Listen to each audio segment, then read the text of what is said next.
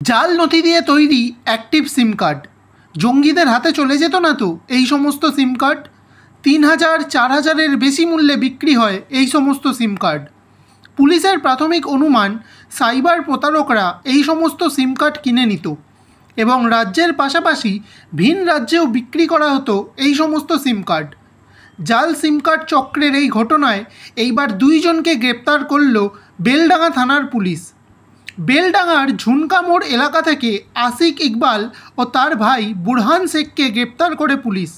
ধৃতদের বাড়ি মধ্যমপুর বিলধরপাড়া এলাকায়। ধৃতদের কাছ থেকে উদ্ধার করা হয়েছে ৪টি কিপ্যাড মোবাইল ফোন। এছাড়া উদ্ধার করা হয় ৩১১টি সিম কার্ড। তার মধ্যে রয়েছে ভোডাফোন আইডিয়ার ২৭১টি, বিএসএনএল ২৯টি, এয়ারটেল ১টি, জিও ৭টি ও আইডিয়ার ৩টি সিম কার্ড।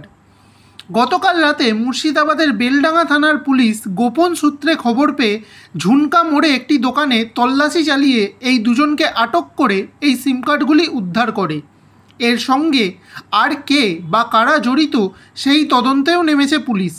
তবে এই সিম কার্ডগুলি শুধু কি সাইবার প্রতারকদের হাতেই গেছে নাকি চলে গেছে জঙ্গি সংগঠনের হাতেও, খতিয়ে দেখছে police. Bureau report, NM news. আরও খবরের আপডেট পেতে সাবস্ক্রাইব করুন আমাদের ইউটিউব চ্যানেলটি আর বেল আইকনে ক্লিক করুন নোটিফিকেশনস পেতে।